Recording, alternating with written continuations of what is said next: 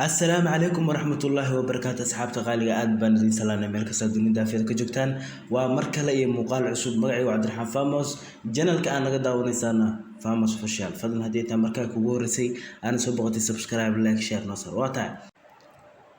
saaxiibayaal waxaan rabaa muuqaalkan inaan ka hadlo oo runtii noqday muuqaal 18 saac ugu dambeysay baraha bulshada haystay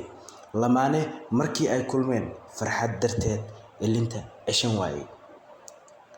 muuqaalkan waxa uu noqday muuqaal runtii bulshada ay aad u hadal hayso khaasatan Soomaalida oo baraha bulshada aad ugu faafay gacmaha qabow midabkaaga wow markastaba macaanto idhe hello let's go ana dhihino come on yo oh oh jacaylka dhisiisa farxadiisa markasto muuqaalkan waa muuqaal lamaane isjecel oo markoodii ugu horeysay wada kulma waaw waa farxad waxa weeye waa jacayl waxa weeye waa intaba marka bal muuqaalkan waxaan insha Allah inaan isla aragno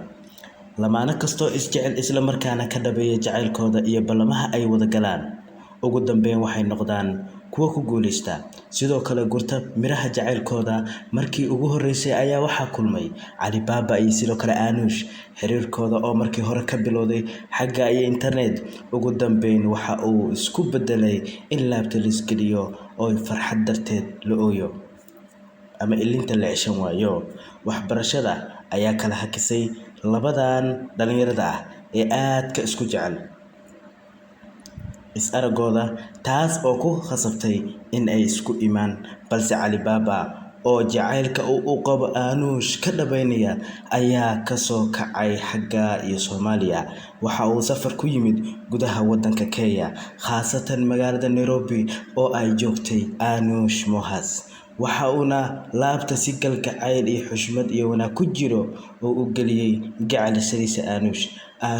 ayaa sidoo kale iyadana waxa weeye si xushmad leh qadarin leh laabta u galisay halkaas oo ay ka timaaday in waxa weeye farxad darteed jacayl dartiis waxa weeye ilinta la cishan waayo gacmaha qabow midabkaaga wow markastaba macaanto idhe hello let's go